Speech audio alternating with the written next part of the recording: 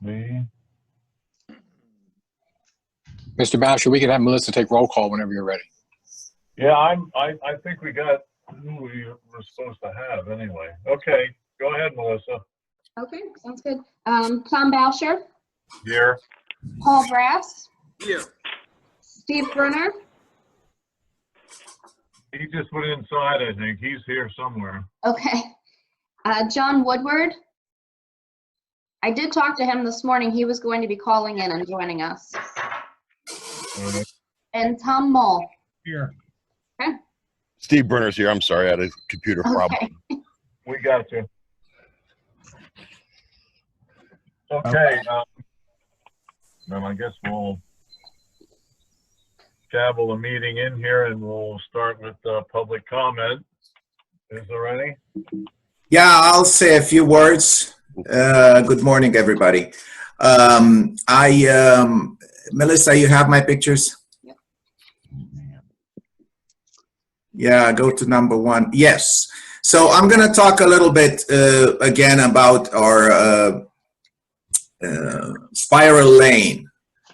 And we know by now that this has been deemed as no winter maintenance, but it is no maintenance at all.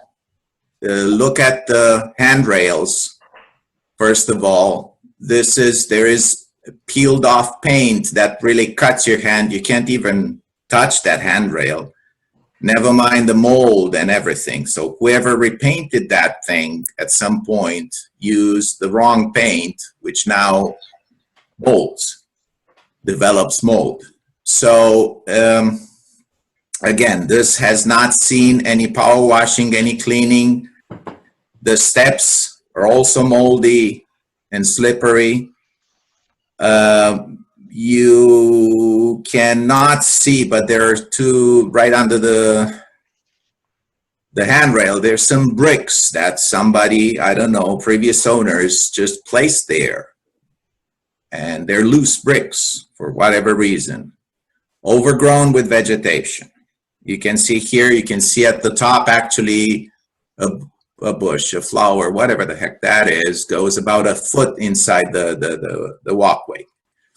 Next slide, Melissa, please.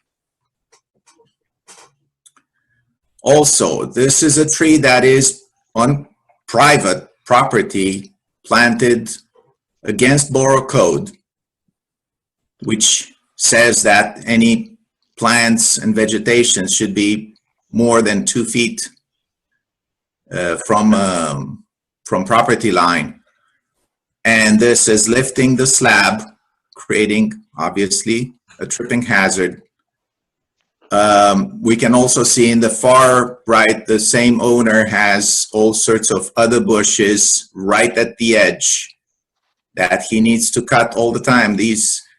They continue growing and they present, I mean, you cut them today and a month later, they have other branches sticking out into the walkway. Obviously, the solution would be to trim a foot or two inside. Next slide, Melissa. Here's also, oh, thank you. You can see the slab has been pushed to the right by a tree that from the time when Mr. Moll owned the property to the left. Over there where you see the mulch, there was a huge tree that the new owners cut, but the slab is still pushed to the right and up. You cannot see it that much, but it's also lifted. Obviously, that huge tree lifted the slab up. And last slide should be, yes. And we can see here both owners to the left and to the right. So now I'm picturing the sky, but the walkway is right to the right of the light pole. So imagine the walkway is right underneath in the middle of the picture. There are at least 2 visibly dead trees that lose limbs all the time. The owners keep them there, but the danger to the people using this path is visible. I think we need to look into, you know, some serious maintenance with these these staircases. We have a handful of staircases in Wyomissing, which are our pride and heritage, but they are left in a state of disrepair. And honestly, we're doing $1 million renovation of the Borough Hall.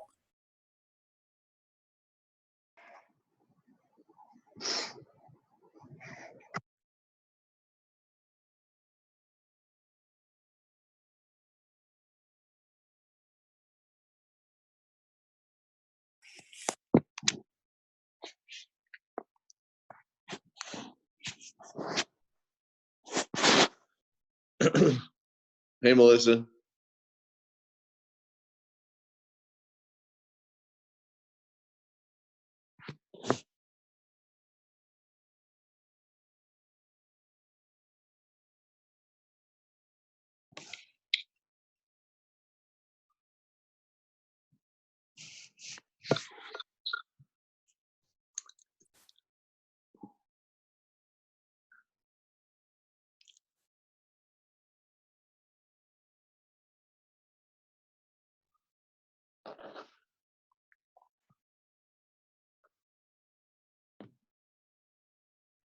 Are we back?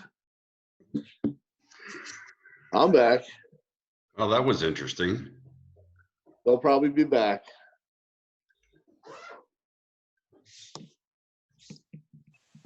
How do they find this stuff?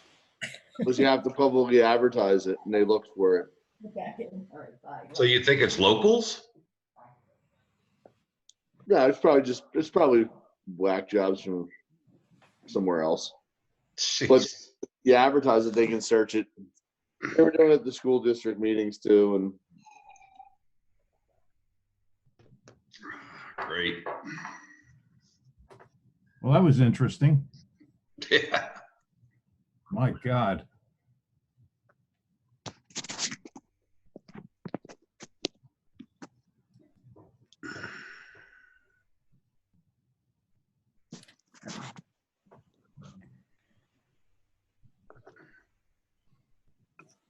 I just spoke to Mr. Boucher. He's logging back on.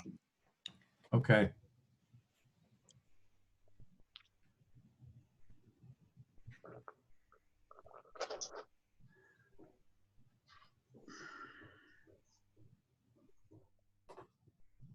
Is there any way we can track any of those people that were doing that?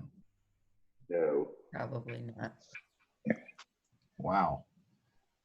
Now we're going to have to look at a change in our procedure and install a waiting room, which means that people will have to contact us if they're going to come into the public meeting. But we'll have to get some guidance from Chris on that. And this was supposed to have been fixed by Zoom, but I don't know why this occurred. So we'll look into it. Yeah, that's a little unnerving. But hasn't Zoom had problems? Anyway, that because everybody's using Zoom now all of a sudden. They had a problem, Paul, and they worked with the FBI and they thought they had it solved, but apparently the hackers.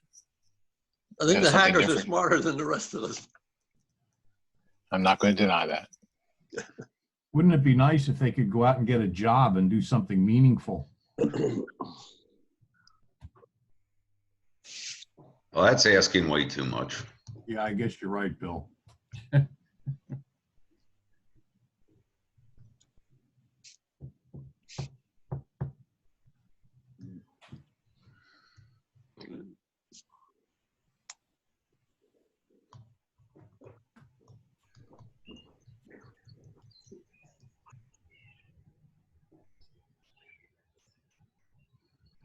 like the flag in the background, Steve. Sorry. I didn't know we were signing back on. Oh, you can see the flag. Yeah, it's really neat. I like that. Very patriotic.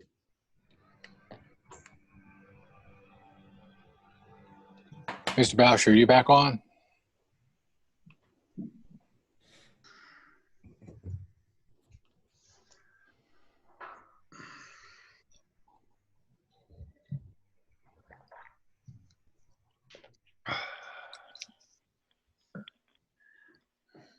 Tom's name has showed up, but we're waiting on his audio.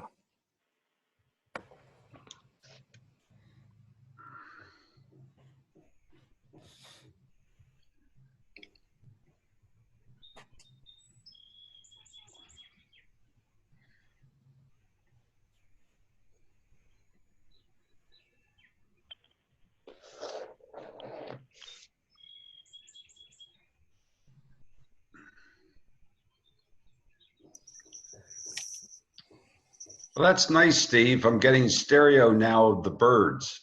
I hear them outside and hear them from Sorry. you. All right, all muted. I apologize. Oh, stop. No, I'm just kidding. Forgot my earphones. Oh, that tree might not make it much longer. Those birds aren't going to be there long.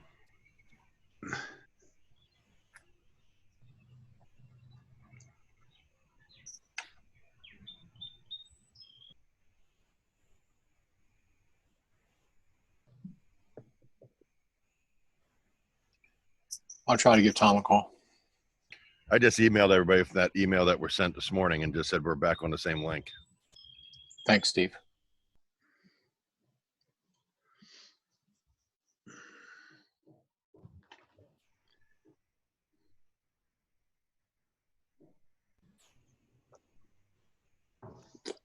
I don't know if you saw, but there's an email from Chris Hartman about if we get knocked off, for Melissa to send out a new invite link and make sure that she emails the guests who are on here for like a new meeting if they get us again. Yeah, we'll do that. I think we have at least one guest back, right? I'm here. There Yeah, we go. Mary Ann's back. Hi, AJ's Mary back. Good morning. Mr. Jadik back. No. I Not don't yet. think Jadek's logging in right now. Mr. Jadik's back. Okay. Okay. Okay. I had heard before that was one of the downsides of Zoom, that they were live. That was scary. Okay, my suggestion, Melissa, would you take roll call again, please?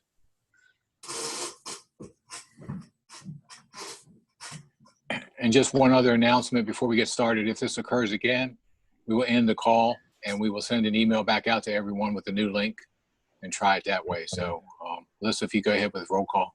Sure. Tom Boucher, Here. Paul Brass, Here.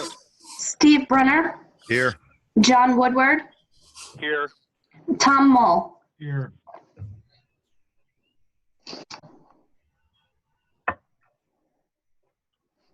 Okay. Back to you, Mr. Boucher. Back in there, Mr. Jadik. I guess, Melissa, you have to bring up the picture that he was on when we finished it. So we start again? I think you can pick up where you were at with the overhead view of the street light or something there. Yeah, exactly. I will submit a paper with the whole thing, so let's not waste time here. Yeah, this is where we were when we got interrupted. So basically the idea was that the path is right to the right of the light pole, and you imagine it right in the middle of the picture somewhere down. And all these dead trees that have been dead for years now, they keep losing huge limbs. And obviously they can kill somebody, definitely a child. So I think we need to talk to the owners and ask them to remove these things. I love trees, but you know, until they become a danger to us and to property, I think it's pretty common sense here. That's about it. That's all I had to say. I hope we don't get hacked again, and I'll yield my time now. Yeah, that's pretty lousy deal there. Okay, well, okay, information received and noted. Okay, so we go to Michelle, I guess you're on there. There might be other public comment. Oh, any others? I'm sorry.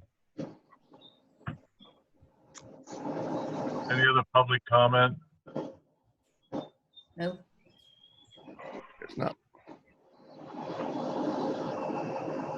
All right, then we move on. Michelle? There's not a ton to report. I'm sure you're all aware we stopped doing property maintenance code inspections mid-March when the shelter-in-place order was put in place by the governor. So Kraft has not been doing any inspections. No enforcement notices have been issued since that time. Some good news is there's been quite an uptick in building permits from roughly mid-April through now. I'm probably getting, I'm gonna say 5 to 6 zoning permits a week and a decent amount of building permits as well. I talked to Glenn Kraft yesterday, and you know, we have some good sized projects that are coming in, both residential and commercial. So our permit revenue should not be impacted too greatly. And it goes to show, at least in Wyomissing, people don't seem to have been too financially impacted by what's been going on the past 2 months and seem to want to keep, renovating or making improvements to their property. It's a good thing. Yes. All right. Okay. Anyone have any other questions on any of Michelle's information there? I guess I have one, Tom. Go ahead. The old operating engineers building over on Spring Street, there's a laboratory and the building's up for sale. Yes. I've been talking to the new owner. Yeah, because that place is an abomination. That place needs to get cleaned up. That's terrible. Yes, they're very much aware of that. It's a law firm that's purchasing the property. They're going to relocate their office into that building and then potentially lease out the other half of it to some other type of professional office. They are very much aware that the landscaping needs some TLC, as does the rest of the exterior. Yeah, it's when you drive by there, it sticks out like a sore thumb. Yes, it does. Okay, thanks, Michelle. You're welcome. Any other comments for Michelle or questions for Michelle? Okay, then we'll move on to the water system here. And the first item on the list is the PA American rate increase. And I believe we have a guest speaker there. Mary Ann, would you, unless we want to start with anybody else, Jim and Jim, any comments there first? I don't really have much, but I don't know, some of you saw the rate study that Western Berks did a year or so ago, and the Pennsylvania American rates, even before this increase, were almost double what the Wyomissing rates are currently. Actually, if I could jump in, it's Chris Choi. Matt Walborn supplied us with like a chart of current rates comparing Western Berks wholesale rate to all the boroughs and PA American, including what their rates are projected to be for the next couple of years. And right now, it looks like PA American's rate is nearly triple what Wyomissing's is.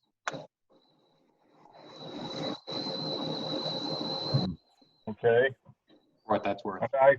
I saw the chart or the graph there, and I did see that. I just saw it this morning, but up to that point, I really didn't have anything to compare it to numbers wise. But you're right, Chris. I see that.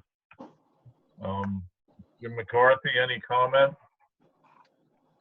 Well, the only thing would be is I don't know if the committee remembers, but 2 years ago we sent a letter to PA American Water inquiring about the borough buying their system within Wyomissing Hills, so that the borough could assist the residents in trying to keep the rates lower in the hills as compared to the system we own in the borough. And we received a very short response that no, they had no intention of and would not consider selling the system to us, but they'd be more than happy of buying our system from us. That's a joke. I do remember that comment very vividly there, and I think I remember Chip and company too responding to that very quickly also. So that was the end of that conversation, I think. Okay, well, they pretty much laid out their philosophy on what they're doing with water systems, that's for sure. But since then, though, we've had some correspondence from Marianne and Judy Schwank. I just saw the letters there this morning from her to the PUC and others. And I guess is Marianne there? I'm here. Oh, okay. Go ahead. Well, thank you very much for putting it on your agenda. It seems like every 2 years, the residents of Wyomissing Hills gets a letter from Pennsylvania American Water with a proposed increase. And I did call Senator Swank and her district administrator, Tom Gomber, and they have in the past, as they have now, and I apologize for sending the letters this morning to you. I could have sent them yesterday. I'm sorry. But it seems that every 2 years, Pennsylvania American Water asks for an increase, and the PUC, Public Utility Commission, gives them a large portion of a percentage of their proposed increase. And just getting this letter now, I feel that it comes at a time when people are struggling. A lot of people have lost jobs in Wyomissing Hills with the COVID pandemic. It just has come at a very inopportune time. And I would ask that the borough at least write, and feel free to copy the same letter from Senator Swank to the customer advocate. There is one, and it is addressed in one of her letters. I just think that correspondence now from the borough would be helpful.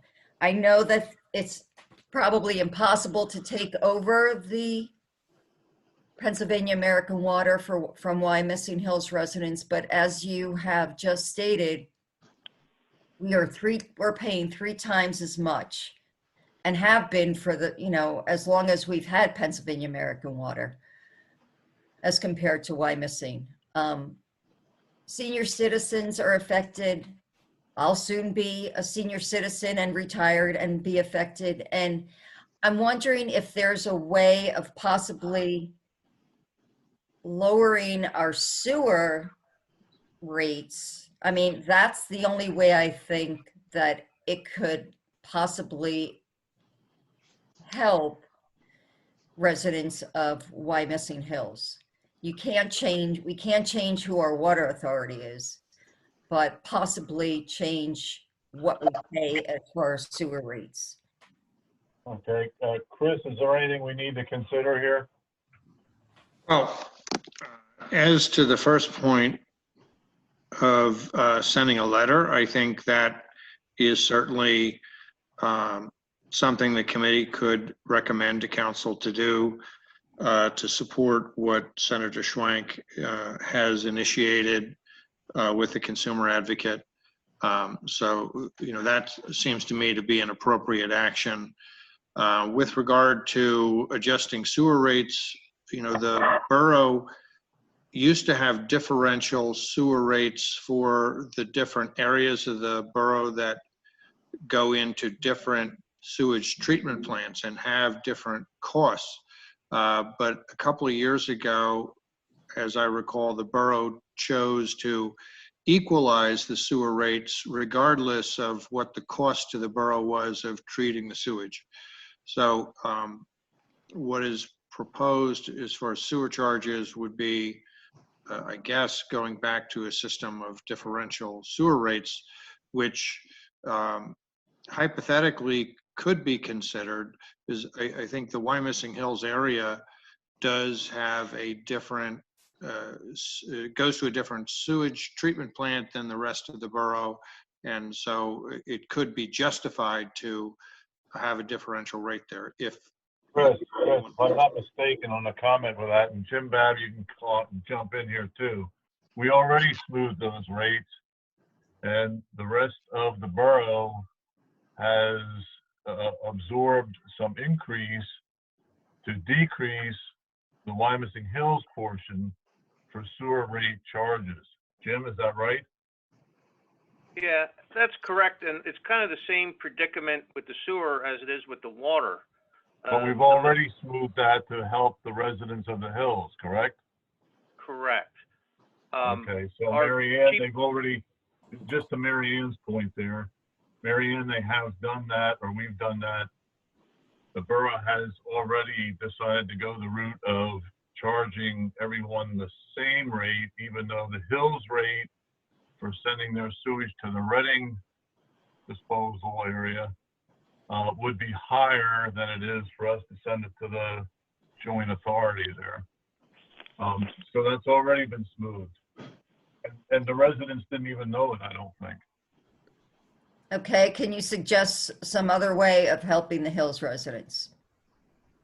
Well, I guess the letter, Chris, would be at this point what we could attempt to send a letter to help there. Otherwise, I don't, because they're all billed, and correct me if I'm wrong here, Jim, they're billed separately as opposed to the borough that gets a total water bill and then divides it up over the entire, consumption area, all the customers. And each town, I think, can set their own rate for that as long as they pay Western Berks what they owe them. Because I think if I looked at that graph correctly, West Reading and Shillington charge their customers more than we do even for the Western Berks water, from what I saw there anyway, if I read that correctly. And so I think right now the letter, as Chris suggests, is certainly something that we can do through, I guess we'd have to approve that at the council to send that through. But that would be my suggestion at this point. And I don't know, Paul Brass, you've been around here longer than probably any of us to hear the history of some of this. Do you have anything that we're missing here?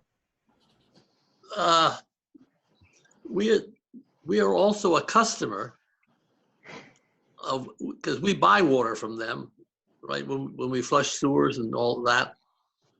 So I think we ought to write another letter complaining as a customer and pointing out that we have a source. It's equally good water for an awful lot less money, and we can't believe that they need more money. The only water we use from PA American is for the tree house and the Wyomissing Hills playground. That's really about it. All right. But we are a customer, if only to a small degree. All right. Okay, so that would help us to justify the letter portion then, is that what you're saying, Paul? Yeah. Okay. Well, you're just talking about how it affects the borough Wyomissing, but still you need to consider the commercial businesses in Wyomissing Hills and the residents. I mean, I think your letter needs to state that you're writing on behalf of all residents of the hills that this affects. It's not just what Pennsylvania American Water does for the playground. And I mean, I understand what you're saying. You want to say what it's doing for how it affects you as the borough personally, but yeah, I think that helps to justify us jumping in on a letter. That's what I think he was pointing out there. Well, okay. All right. Yeah, I don't mean to take away from explaining your problems. I was even thinking of a separate letter as a customer. I see. But as the borough, we ought to be fighting for you people who are being screwed.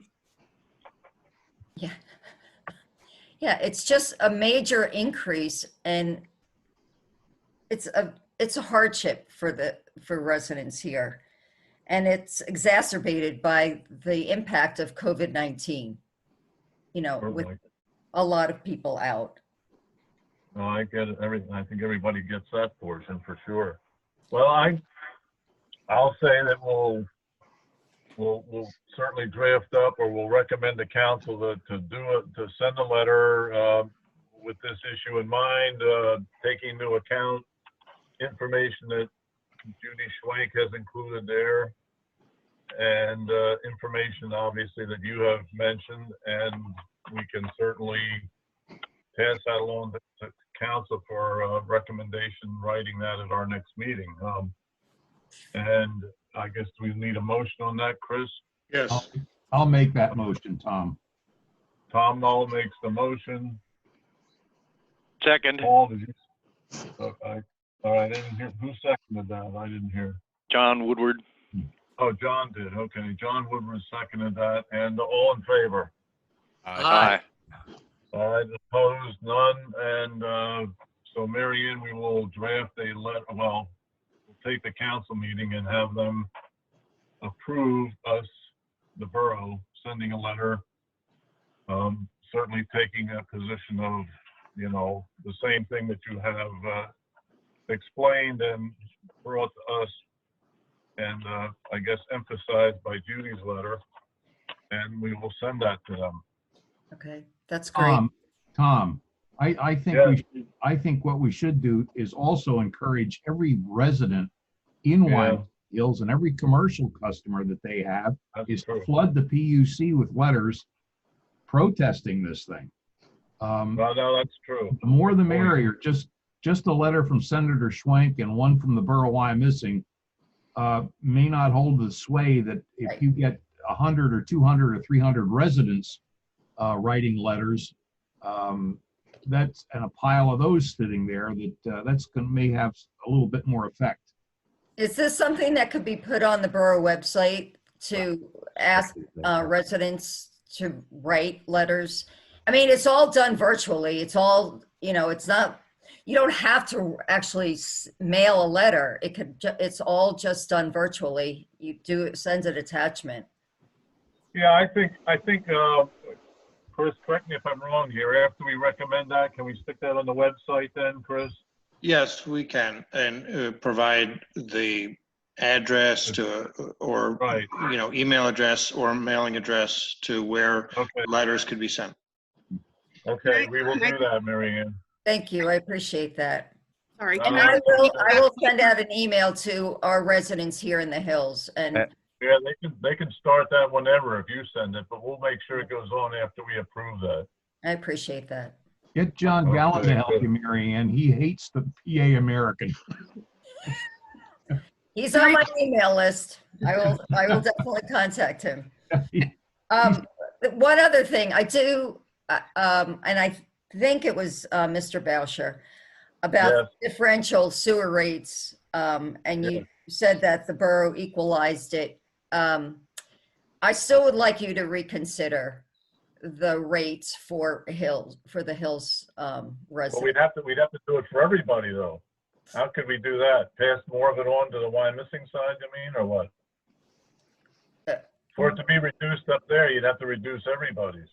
And why is that? Well, we've already, the rates that are charged to all the residents is the same.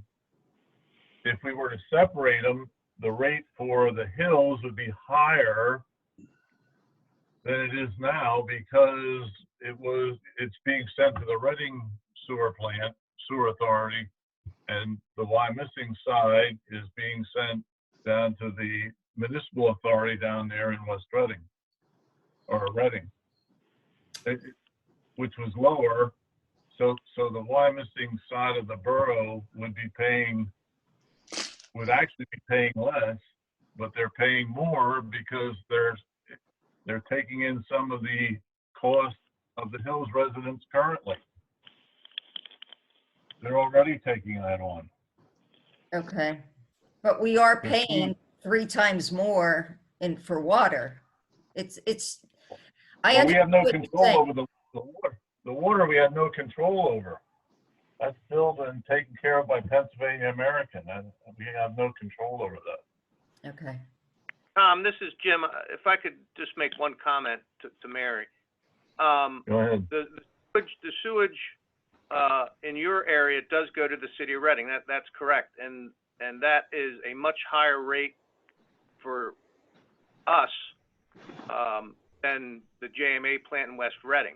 So with the combined one sewer cost for the whole borough, everybody's already subsidizing the flow that goes from your portion of the hills to the city of Reading. Mm-hmm. We go to the JMA already subsidizing that higher rate that you would naturally pay. That makes any sense. It does. I understand what you're saying. I do.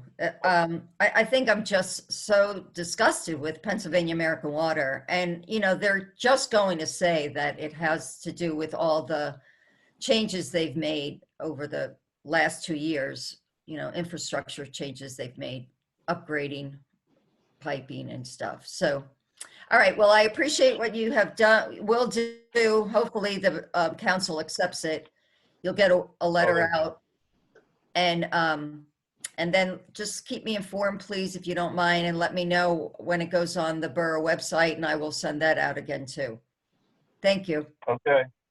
Okay. If we I will may, do this is that. Chris Joy. I just wanted to suggest, if you're going to use Senator Schwank's letter, maybe double check her numbers. I don't quite understand where she's getting the 80% increase from, because it doesn't necessarily match up with the numbers from the PA American press release. I think her increase includes, when I was talking to Tom Gomber, it's the Exeter has Pennsylvania American Water for their water and their sewer.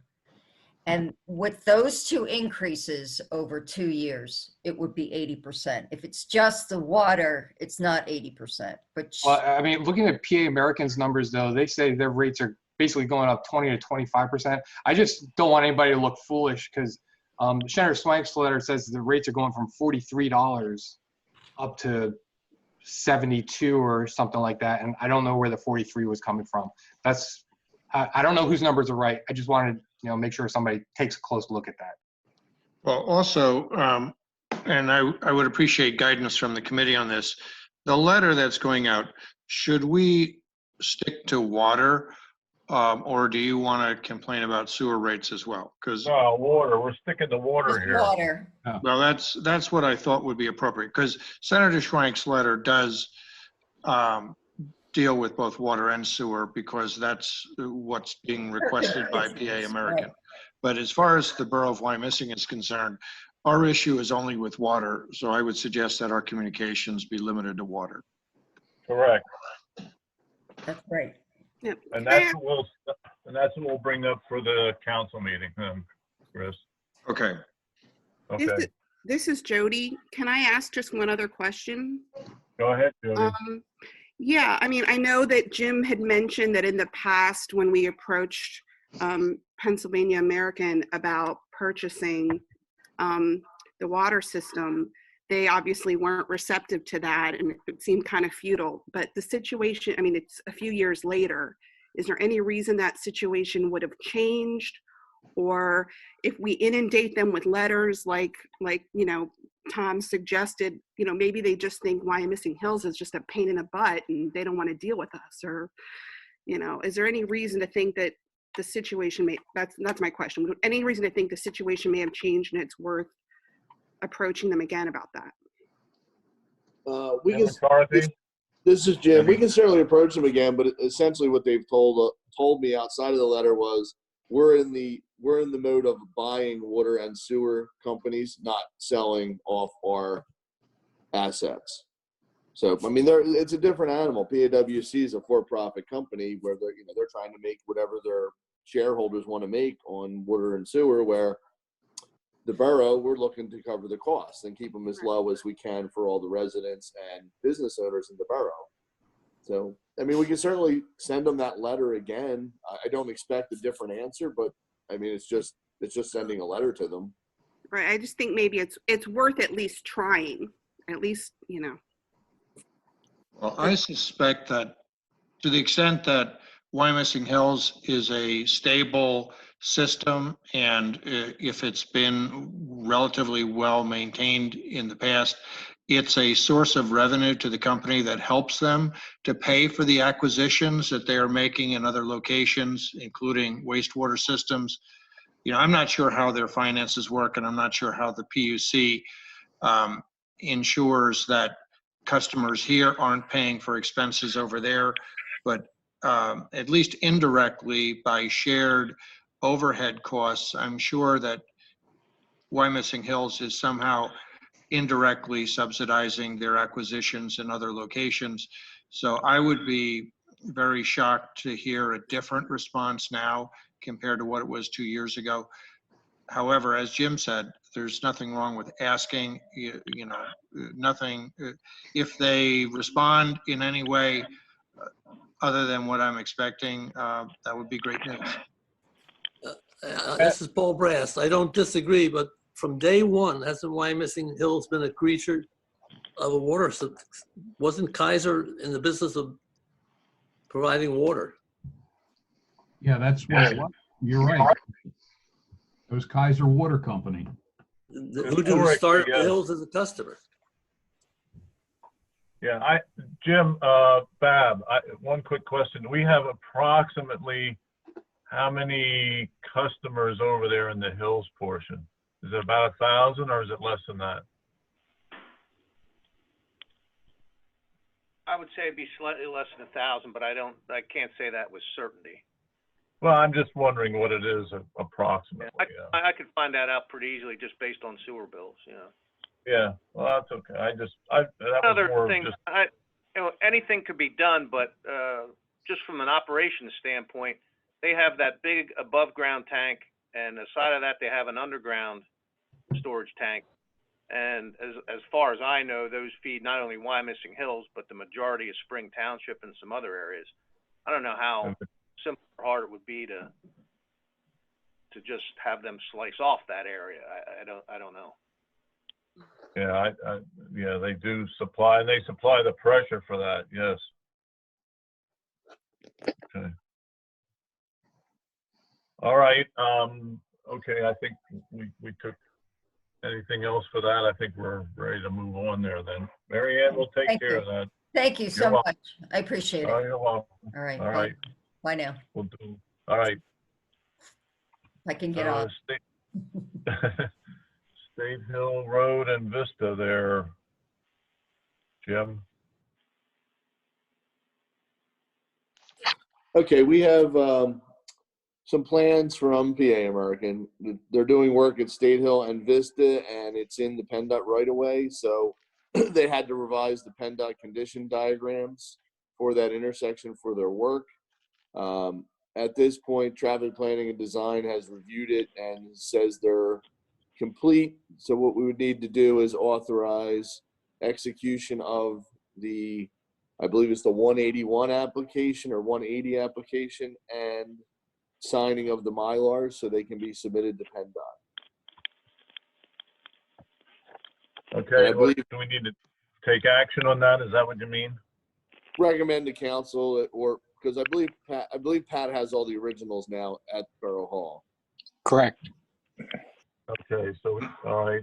So On the agenda, there's a question about whether we should be seeking financial surety or agreement with PA American to ensure the work is completed correctly. Jim, is there a PennDOT security required as part of the permit, and would PA American be providing security to PennDOT for that permit? Normally, when you're doing work in the PennDOT right away, they require you to provide surety on that. Okay. I can't say for sure that I've seen a surety agreement. I have not seen a surety agreement or a bond or a letter of credit or anything like that for this, but normally we wouldn't. Okay, well, that would have been my expectation. And I guess, so what I was thinking was, I don't see a need to duplicate financial security if PennDOT was already requiring it from PA American as part of their permitting process. But to the extent that the borough is a permittee for this work in the PennDOT right away, I think it would be appropriate for us to ask PA American for some kind of indemnification agreement in the event that PennDOT would look to the borough for any reason, for any expense. So that would be a suggestion of mine as a condition of submitting this paperwork to PennDOT that PA American is requesting us to cooperate with them, that we would ask for an indemnification agreement. Now, would that be prior to the work starting or prior to the application being made, Chris? It would, well, where are they at in their process as far as you know? Are they ready to start? No, they don't have a permit yet. Yeah. This has to be submitted to obtain the permits. Well, I think we have more leverage before we submit the permit to get this. So I would Okay. suggest that we ask for it right now. All right. So We don't have to take any action on that, do we, Chris? No, I would suggest that you approve this conditioned upon them providing an indemnification agreement to the borough. If for some reason they have a good reason not to do that, we can bring it back next month and talk about it again.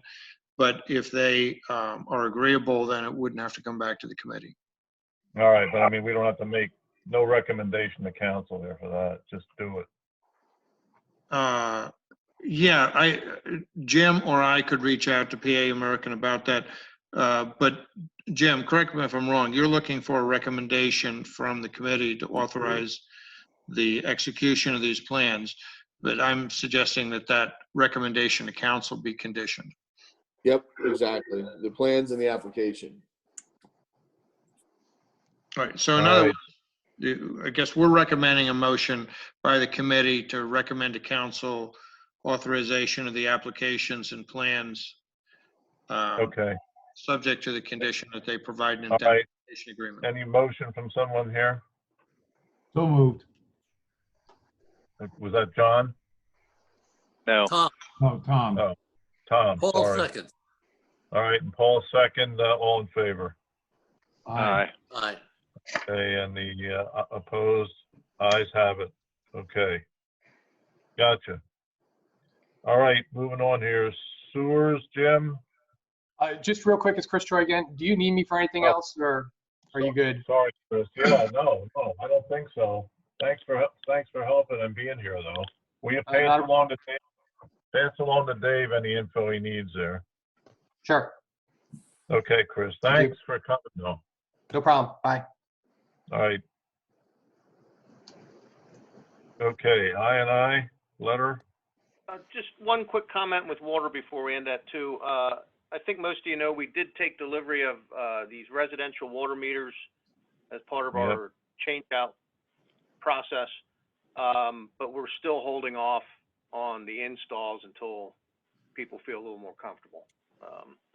We were trying to think about June, but now I've told them just I'll get back to you sometime in August. So I don't know. How about when we go to yellow, we put them in? well, it's just a matter of people let us in their homes, and right now the answer is a resounding no. You know. Yeah. Okay. The I letters. I just want to say we got a great response. I must have fielded at least 50 phone calls. A lot of confusion, but it did make people check for both their rain leaders and their sump pumps. So it did generate a lot of interest. If we continue to have rains like we've been having and continue to have these sanitary sewer issues, I think we'll still have to knock on doors at some point, but that letter sure got people's attention. Okay. All right. Can I interject for 1 second here about the meters? I'm one customer with a defective meter, and Jim, I don't know. I think, can you consider allowing us to install, just get a new meter, exchange them? And I don't have a problem. It takes me 10 minutes to change that thing. And I think probably more people would do that. And then you can come in May, August, September, whenever, to check out the installation if you wish. But honestly, it's not rocket science to put the meter in. No, it isn't, but there's some electronic startup with these newer type meters, and I don't want to start a haphazard. Some people put them in, some people wait. No, let's wait. We'll wait right now. Okay. Streets.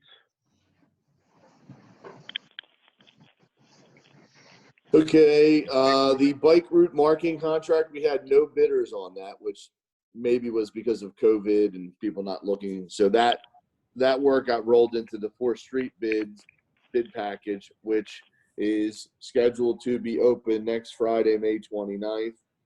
We originally had the award earlier in the month, but we got a bunch of requests from the contractors being that they were allowed to go back to work, that it was like chaos on their end. So we figured it better to push it out to the 29th and get more qualified bids.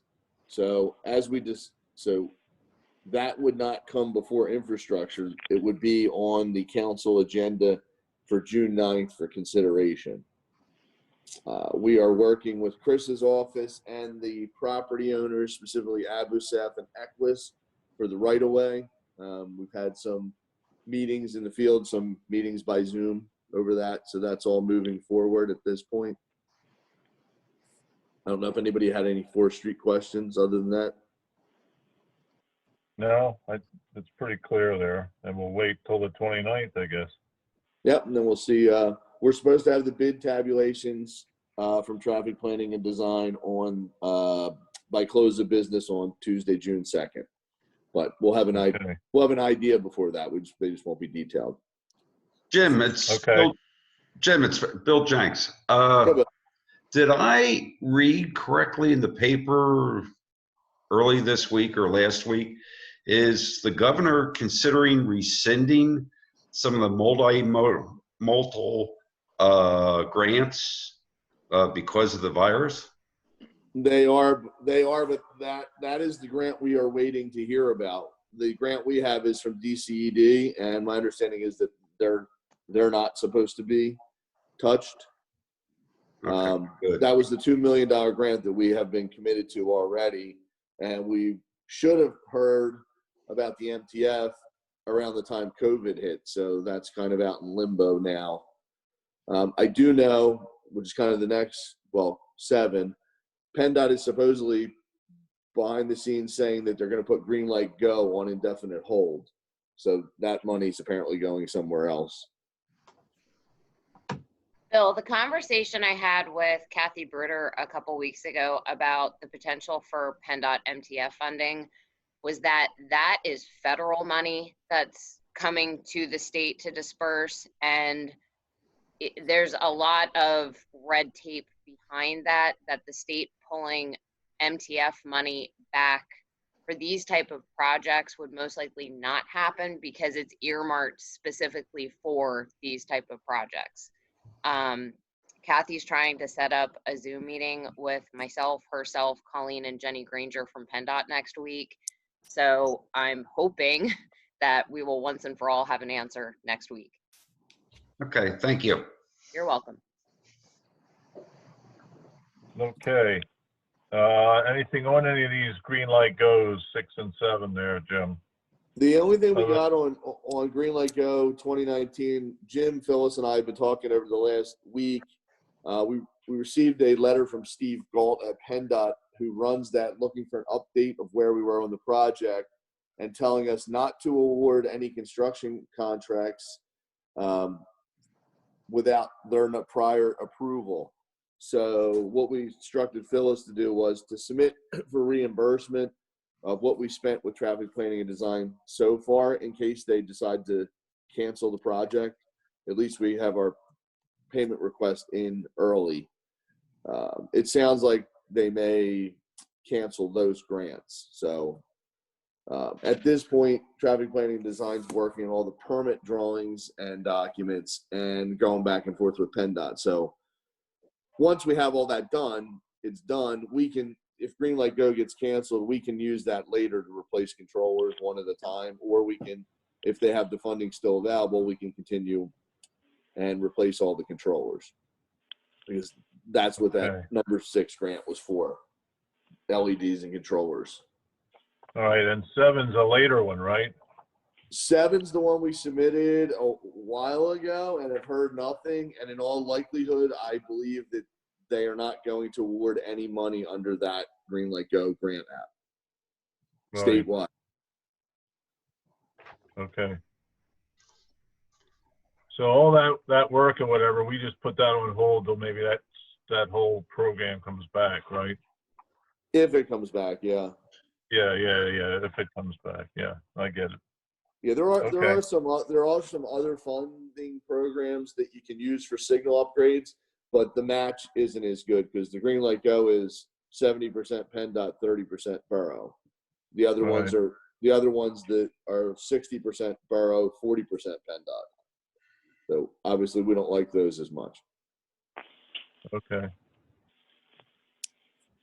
All right, then we'll go on to the hydrant requirements there. Any update on that, Jim? That's actually Oh, Chris and I issue. Chris, we still need to talk about that. Yeah, we have to follow up with the guy who's complaining about our ordinance. It just yeah. hasn't been at the top of the list, but something we need, Michelle and I will work on that. Yeah, get that done, because that guy, he looks like he might hang around a while. Okay, so progress there, or whatever. The public works facility, obviously we're on a hold with that too, huh? Yeah, it's just a holding pattern. Okay. How about the alley vacating? We've advertised the ordinance for council's consideration of action at the June meeting. And Okay. I think Michelle has gotten some questions from residents who have gotten notices that that's happening. Have you been able to answer their questions, Michelle? Yeah, so I've gotten several phone calls this week from residents who received the letter from Chris's office. And I mean, I feel the notice is pretty self-explanatory. A lot of the calls I got were from people that thought we were constructing an alley and wanted them to pay for it. So, you know, I've explained to them what we're doing, that they don't have to pay for anything, and that in reality, they're gaining most likely an additional 7.5 feet of land onto their property, and then they're very happy. So I don't, based off of everyone I've talked to so far that's called, I don't expect any of them to be participating in the public hearing at the June council meeting, other than to maybe just listen in. Okay. Yeah, because in many cases, they're already occupying this space, and this vacation is really a formality to eliminate lines that are on plans that are not really alleys. Okay. All right. Okay. Then the sign ordering, Jim Babb, are you waiting for them yet? Yeah, we should have them today or tomorrow. We'll probably put them up next week. Okay. A lot of signs. All right. And Jim Mack here, is any more progress with information from the flood drainage damage pipe stuff? Well, we got a price from Mobile Dredging and Piping, who did our sewer lining rehabilitation project last year, to line the pipe in its entirety through the Brandywine Lincoln area, and their ballpark estimate was $1.2 million. Woo. Yeah. Yikes. Yep. If you remember, that was the one where we were saying probably to replace it would be $4 to $5 million. Yeah, I do. So, and But as far as FEMA, we haven't gotten anything back from FEMA. We've sent more emails and have called and left more messages, but I believe FEMA is probably dealing with COVID, not engineers' requests for flood studies right now. Oh God. All right. Jim's office is working on a plan too. We are going to do some in-house work with, maybe 100 feet of piping and a few more inlets out in that area this summer. So the people will see some action that will have not great benefit, but some benefit. All right. Well, that means a little bit of help there. Yeah, who is that, Michelle? Yeah, so Jim Babb had gotten a PA1 call for a property in the 1800 block of Brandywine this week that raised some red flags because we didn't have any permits and it showed excavation work being done. So I called and spoke to the owner and explained to her, you're potentially in a floodplain and you have a drainage easement in your backyard. So there's a process we have to go through before we can let you do this. But she indicated, I explained we were waiting for FEMA to get back to us with the information. And she said there were a couple people from FEMA that were out to her property last year when the flood happened. So she's going to get their contact information and send it to me, because it sounds like there's some break in the communication lines between whoever she's dealing with and whoever we're talking to at FEMA asking for this information. And my hope is her contact people can reconnect that communication chain. Okay, did you say PEMA or FEMA? FEMA with an F. Okay. Well, that's kind of strange that they wouldn't even have contacted, say, the borough somehow there, isn't it? Well, and the other interesting No, part was that that's typical. she Okay. said FEMA told her that the borough should contact them because we could get money from FEMA to help with the repairs. Yeah, these grants from that money, there is money, I know somehow, but I mean yeah, because I hear about this from some of the other places up here in Spring and some others going through the emergency management thing that, you know, people think there's this big pot of money sitting there and all you got to do is fill out a paper and they send you $500,000, you know. That's not the case, but That's not how what it they works. think. Yeah, That'd be great. I know. So, okay, well, as long as you're working on it, that's what we'll do. See what you come up with there. What we've actually done was we put a second request in, Okay. a second written request of the whole packet of what we were looking for in case they lost it, misplaced it, or whatever. It's on the guy with the red stapler's desk in the basement. Who knows? Yeah, really. Okay. All right. And then we'll go over to the Old Mill Road lot discussion.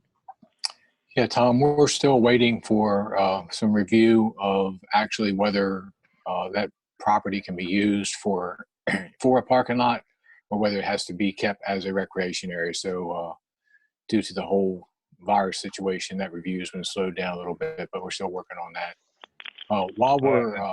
While we're talking about parks and recreation, can I go over one other thing, please? Go ahead. Yeah, got a couple pictures. We received a lot of comments from residents in appreciation, but you know, our parks are probably in the heaviest use they've ever seen. And our crews have really done a great job getting out there and fixing trails and, you know, making trails more usable for the public to use, making them more accessible and handicap accessible. So I just wanted to pass on kudos to those guys for doing that. We're getting a lot of calls and a lot of feedback that the trails are looking great, and just wanted to, you know, give them some kudos and make the council aware of that. And here's an actual email from Tom.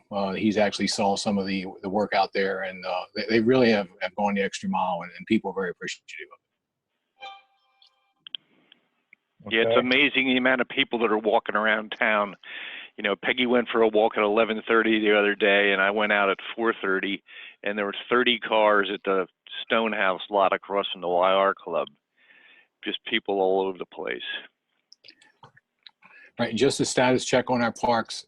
Basically, all of our park amenities are still closed. Our restrooms are closed due to the fact we're still in a red phase. The walking trails are available. However, the playgrounds and the pools are not open at this time. So that's all I have. Okay. Verizon, what is that WCF there?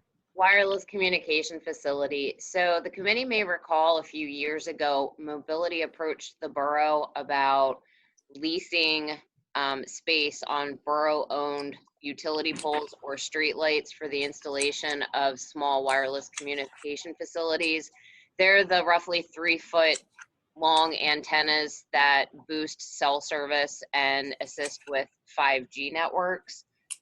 Katina Boyce, who at the time worked for Mobility, now works for Verizon, reached out to me a couple weeks ago. Verizon has identified poles or streetlights in the borough that are owned by the borough that they would like to enter into a lease agreement with the borough to install small WCF facilities at those locations. When we had negotiated a lease with Mobility a few years ago, the FCC had not yet regulated the amount a municipality could charge and, you know, put into the lease agreement. The FCC has since rules that the maximum a municipality can charge is $270 per location. So unfortunately, this won't be any type of significant revenue stream for the borough, but between the $270 lease agreement and the borough's fees for a non-tower fee installation, and a right-of-way use fee that we charge, it would equate to roughly $10,000 a year in revenue. Is that 270 a month then, or what is that, a year? Melissa, A year, yes. okay. Michelle, did Mobility ever go forward with their project in the borough? They did not. Are any of the poles that are on the new list the same ones that Mobility wanted to use? No, the ones that Mobility wanted to use were on Penn Avenue. Mobility did install some WCF on Penn Avenue, but they were on private utility-owned poles, not borough-owned poles. Okay. Does this have anything to do with this, this 5G stuff and complaints from people about the whatever transmitting radio waves there? Is that any of this stuff? I mean, the intent is to boost cell service to allow for 5G communication. You know, everything they're doing is in compliance with FCC regulations. So I don't know that the borough can really take a stance to limit it in terms of that. The borough could deny Verizon the use of our facilities for installation of their equipment. Yeah. I mean, is there any other studies or things out there that we should be aware of that, you know, because I'm sure, because I've heard from other residents myself just about what are they doing, not the borough, but just in general, the 5G thing. Is that still out there as an issue or not? Well, they need more facilities in order to service 5G. So yeah, this project or the installation that they're talking about is part of the rollout of the 5G. Okay. Melissa, if you could scroll back to the locations, the proposed locations, you'll see that they're all in commercial zoning districts, mainly Berkshire Boulevard.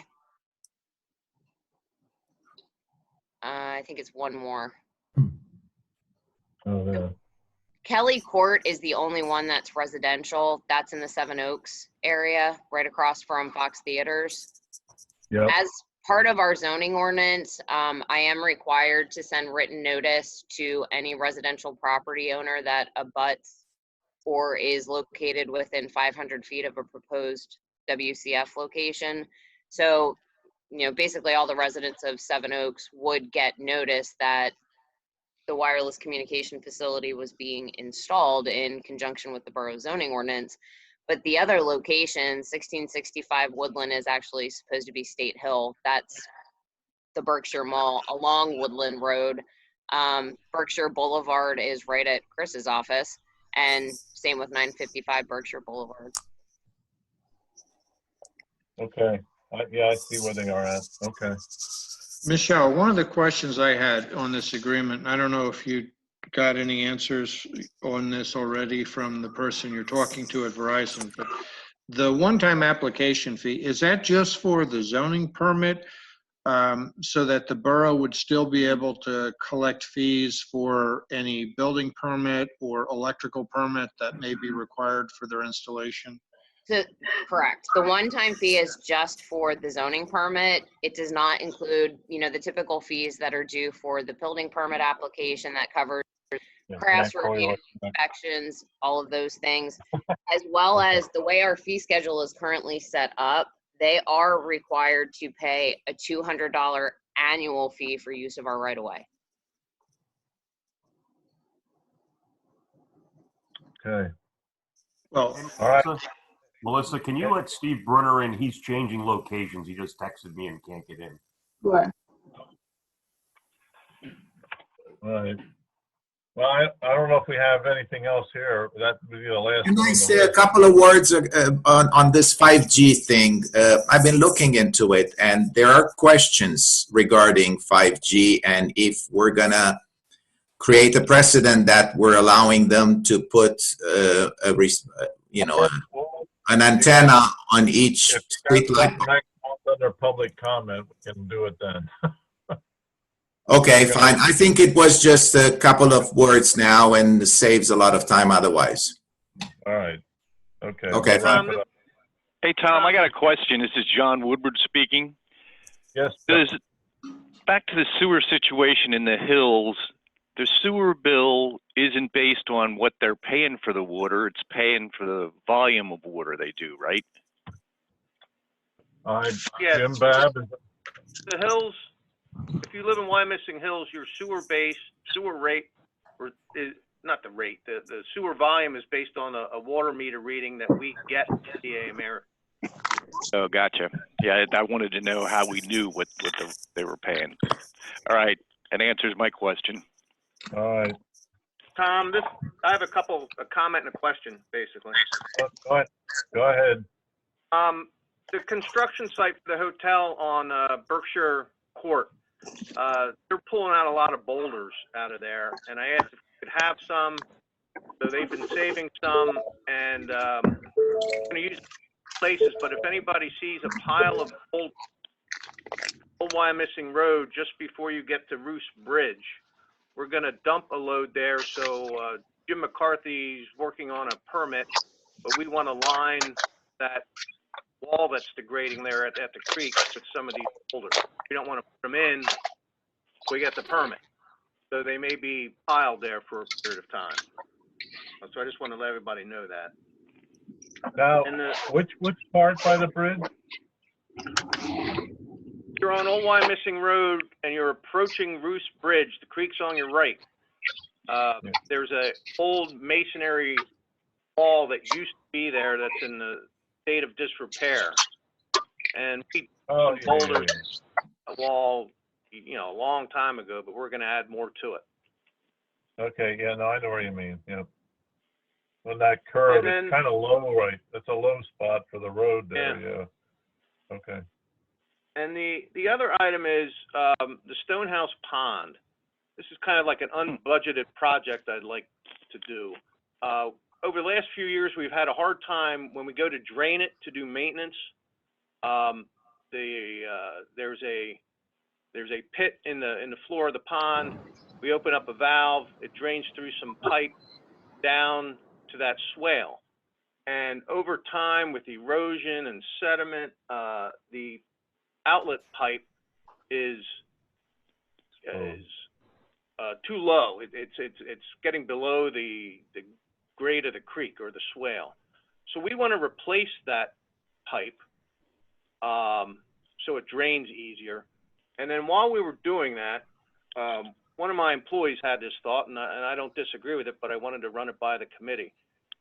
There's a lot of boulders there at the start of that swale that, again, because of flooding and time, tend to fall in or erode there. And we wanted to put in some precast concrete blocks that are stained. They don't look natural, but they're not concrete looking. They have some stain and color to them. But we'd like to line at least the first maybe 15 feet of that swale with these block as we put in the new pipe. The cost estimate for the pipe and for these blocks would probably be around $6,000. And I just wanted to run that by the committee before we start doing that. But I'd like to at least see what this cement stuff looks like, I think. It's still alive. Tell the committee. Yeah, I want to see that. I like the idea. That's good. That whole drainage thing there is. What water drains out on the one that's over by the creek though? On the other side, it's kind of. There's another pipe that comes out over there. That doesn't drain the pond too, does it? When we drain the pond, we turn a couple valves and kind of redirect the water that's going into the pond to the creek. So only when the pond is drained does that pipe that you're talking about see any water. Yeah, kind of I a- know that one. Now, this one's down further, closer to, well, I don't know how to describe it here. Where that little piece of green fence is that's along the walkway there. If you look down there, there's another pipe. There's another pipe that comes out of the ground there. It goes right into the creek, and it's been exposed now over the years from the creek bed washing, lower here. You know where I mean? Yeah, kinda, but I don't have a good answer for you without looking at it again. Okay. Well, maybe I can just meet you down there. But I want to see this cement stuff. I think that's for sure. I'll send You an want email. wait? You want to see the cement stuff, or you want to see the fake cement stuff? The fake cement stuff, whatever it is there. 'Cause I do think cement will. I think cement would look terrible. So Yeah, I do too. But the fake stuff, is that a place where we can go? Like, does somebody already have it installed somewhere where we could see it too? Well, I have some email photographs of this stuff, so I can send out an email that you can look at it. Yeah, let's do that. Before we even put fake stuff in, I want to see how that looks anyway. I do. I don't know about the rest of it, but Yeah, I would like to see that myself. We're messing around with a very historic area down there. And I'd hate to see that look not the way it should. well, it'll look better than cement in the first place, that's for sure. But why don't we make a conditional? If we're going to do it, why don't we make a conditional approval based upon everybody saying, "Hey, it looks good enough." okay. I don't care. You want to get it? You'd like to do that this summer, I take it, Jim, right? Yes. Yeah. All right. Well, send that out and let's take a look at it first. Yeah. Okay. All right. Thanks. Anything else? I have one quick thing to go back to Verizon's request. Yep. The committee needs to make some type of decision as to whether or not they want to pursue entering a lease agreement. Oh. Okay. Well, for those locations that are on the screen now, is that what it would be? Yes. All right. Does anyone make a motion there? And I would suggest that the motion be subject to comments from the solicitor, because I want to talk to Michelle about this and get some comments back to Verizon. But in general, the outline is okay. What do we need? How fast is what's the timeline, Michelle? The timeline's as quick as the borough does or does not want to move. Okay. All right. Well, then, if we want to make a motion subject to Chris's review there. I'll make a motion just to get it on the table so we can deal with it.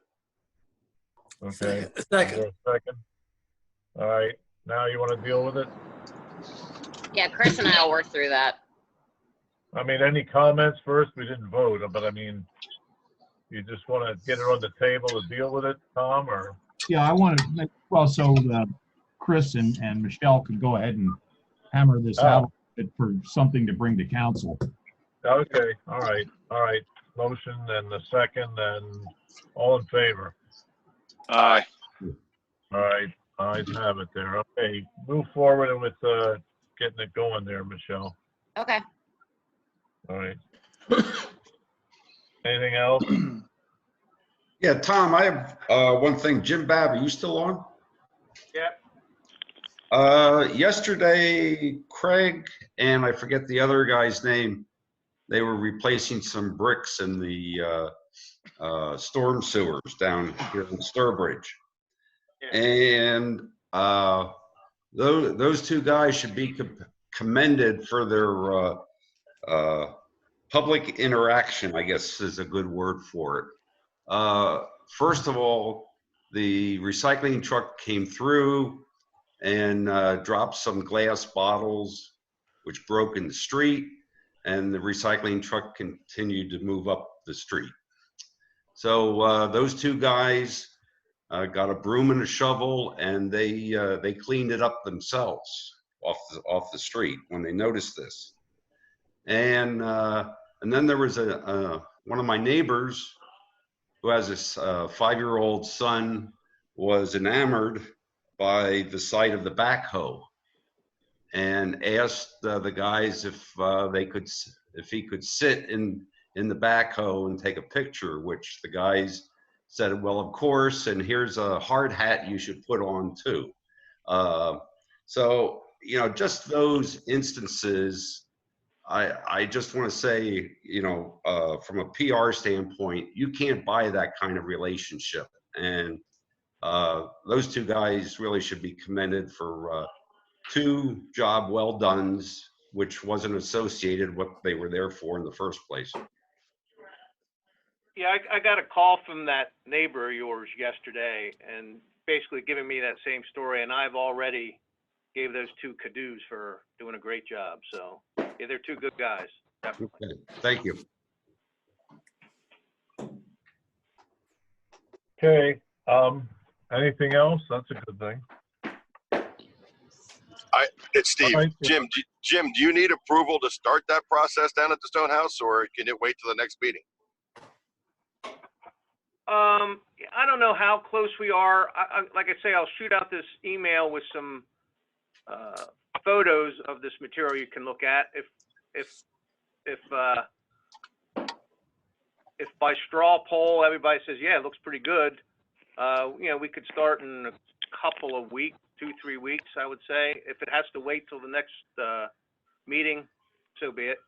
It's not urgent. Well, do we want to approve it? That way, if you need to get to it or you can get to it, you can, and yeah, approve it pending review of the brick.